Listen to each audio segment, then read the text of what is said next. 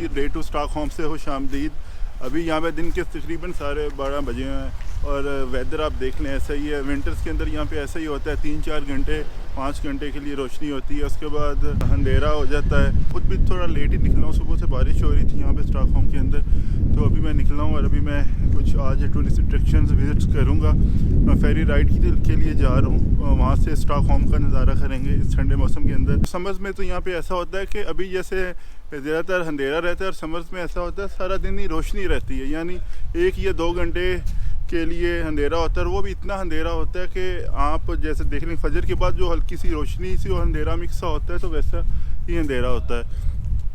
अभी मैंने आपको एक और चीज़ बतानी थी। ये मेरे पीछे एक सोशल सर्विस सेंटर टाइप बना हुआ है स्टॉकहोम के अंदर। तो यहाँ पे वो लोग आते हैं जिनकी जॉब नहीं रहती हैं और वो यहाँ पे आके अपनी प्रोफाइल को रजिस्टर्ड करते हैं। यहाँ से कोई एक सेंट्रल डाटा बना हुआ है जहाँ से वो आके अपना प्रोफाइल बनाते हैं और वो मोस्टली कंपनीज में अप्लाई होती है।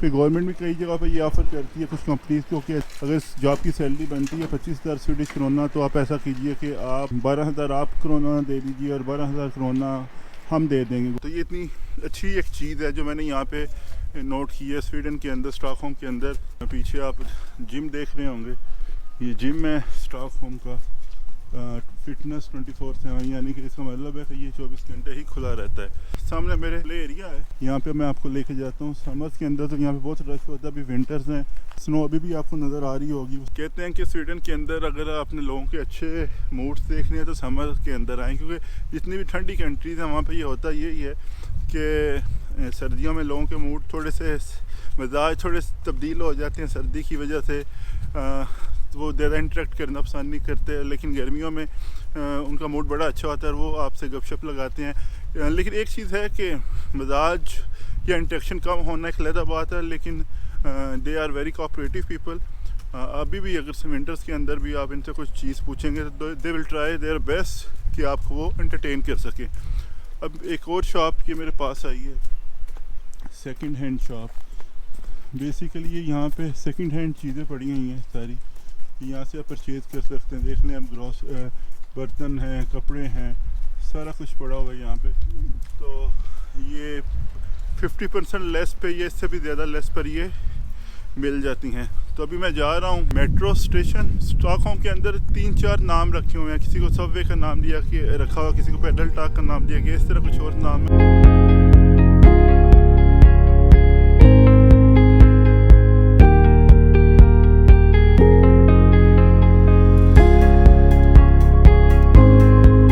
देखते हैं अपनी ट्रेन के कितनी देर में मेरी ट्रेन यहाँ से आने वाली है। कई दफ़ा ये भी होता है कि सबवेज होती हैं, ये कह लें मेट्रोज होती हैं, कई दफ़ा उन्होंने अपनी वो आम ज़बान में कहते हैं बोगियाँ काम की होती हैं। तो फिर आप अगर ट्रेन स्टेशन की या अपने मेट्रो स्टेशन की एक साइड पर खड़े हो तो वो ट्रेन आपसे आगे चली जाती है। और कई दफ़ा वो होता है कि पूरी वो बगियाँ होती हैं तो वो फिर लंबी ट्रेन होती है। अब यहाँ पर भी ट्रेन स्टेशन पर खड़े हों तो सामने ही आके ऑलमोस्ट वो रुकती है।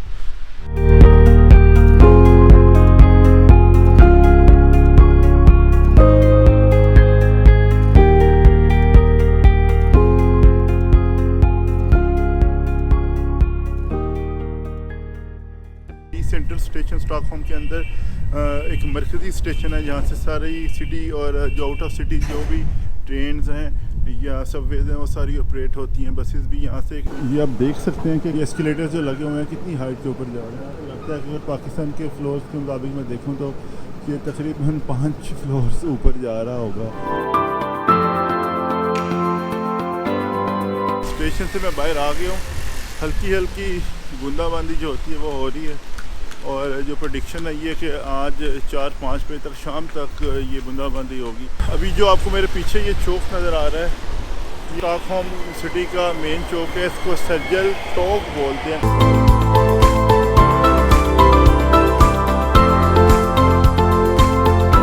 जी फेरी में आके अभी मैं बैठ चुका हूँ और अभी मैं रोपस्टन एक एरिया वहाँ पे ये फेरी लेकर जाएगी मुझे और आपको फेरी के थ्रू मैं आपको सैर कराऊँगी स्टॉकहोम सिटी।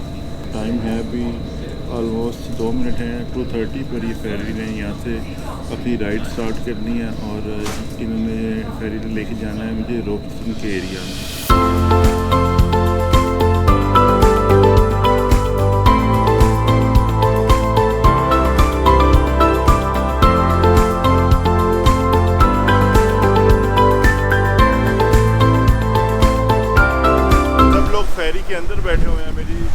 पे आपको नज़र आ रहा होगा सब लोग फेरी के अंदर मौजूद हैं, लेकिन फेरी के बाहर कोई भी नहीं है।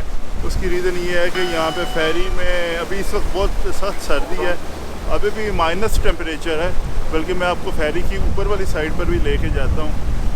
यहाँ पर आप देख सकते हैं कि कोई भी नहीं इस वक्त मौजूद बाहर इधर। ये नेक्स्ट स्टॉप है फेरी का। ऑलमोस्ट 5 स्टॉप्स हैं जो फेरी ने रास्ते में लेने हैं, और इस वक्त एक और स्टॉप पे फेरी पहुंची है। देख सकते हैं कि दूर से बिल्डिंग्स आपको नज़र नहीं आ रही, जो फ्री पास वाली बिल्डिंग्स है बस वही नज़र आ रही है। अभी जिस फेरी पर मैं सफ़र कर रहा हूँ ये स्टॉकहोम के अंदर मोस्टली जो उनके डिस्ट्रिक्ट है, एरियाज़ हैं, उनमें ट्रैवल करती है। और बेसिकली ये जिस तरह हम बस का पास बनवाते हैं, ट्रैम का पास बनवाते हैं, मेट्रो वगैरह का पास बनवाते हैं सबवे का, तो इसी तरह इस फेरी का पास भी होता है। यानी कुछ लोग जो हैं जो मंथली पास बनवाते हैं उसमें इस फेरी की राइड्स भी शामिल होती हैं, तो अदरवाइज़ आपको इंडिविजुअल फेरी की राइड के लिए पे करना पड़ता है। तो ये इसकी हिस्ट्री बड़ी पुरानी है स्टॉकहोम के अंदर। ये 17वीं सेंचुरी के अंदर ये फेरी राइड वाला कॉन्सेप्ट शुरू हुआ, और अभी तक 21वीं सदी है इसमें भी अभी तक ये सेम फेरी राइड अभी भी ऑपरेशनल है। लोग सफ़र करते हैं इस फेरी राइड के ऊपर अपने अपने घर जाने के लिए, अपने ऑफिस जाने के लिए।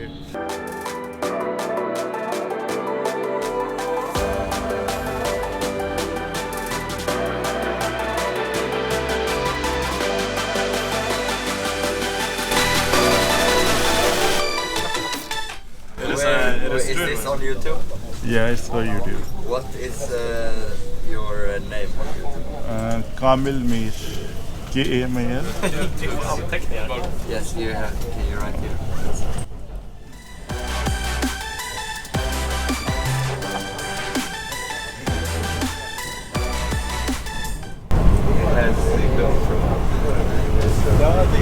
Day in the life of a basketball prospect. His name is Rasmus Beck, and he is a basketball prospect.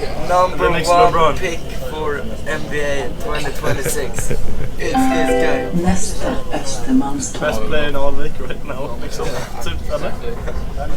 If you film on him, he's like the worst player. What morning? You don't run for shit. 6 miles every morning, you know. Yeah, that's how we do it. Mohammed Kamil Mir. Oh, USA. Yes, you have.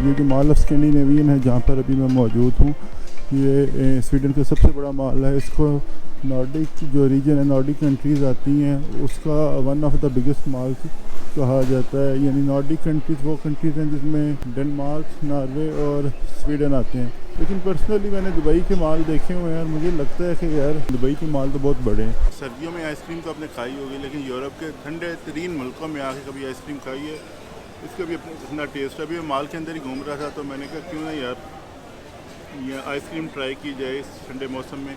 3 scoop ice cream ली है, ये 85 corona की पड़ी है मुझे। जो पाकिस्तान के मुताबिक आजकल जो करोना का रेट चल रहा है वो 25-26 रुपीज़ चल रहा है आजकल। ये 30 तक भी जाता है, इसी के 25 से 30 रुपये के दरमियान फ्लक्चुएट करता है। तो अगर 25 का भी है तो आप 100 करोना 2500 का बनेगा, तो ये 3 स्कूप जो आलमोस्ट मुझे 22-23 रुपये की ये आइसक्रीम पड़ी है।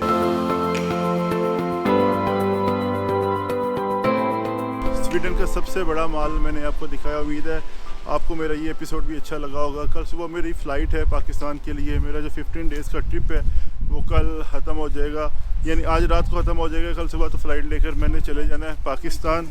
उम्मीद है मेरा जो कंटेंट है वो आपको अच्छा लगा होगा। मैंने मैक्सिमम कोशिश की कि आपको ज़्यादा से ज़्यादा इन्फॉर्मेशन शेयर की जाए, टूरिस्ट अट्रैक्शन दिखाई जाएँ जो कल को जब आप ट्रैवल करें आपके उस वक्त भी काम आ सकें, या पाकिस्तान में या किसी भी जगह से बैठ के ये कंटेंट जो देख रहे हैं तो वो आपको इन मेरी वीडियो से आप इंजॉय कर सकें उन टूरिस्ट अट्रैक्शन को। अभी मैं बस अपनी रेजिडेंस पर पहुंच चुका हूँ। अपना बहुत ख्याल रखिएगा, और जब तक कोई नया सफ़र शुरू नहीं होता तब तक के लिए इजाज़त दीजिएगा। अल्लाह हाफिज़।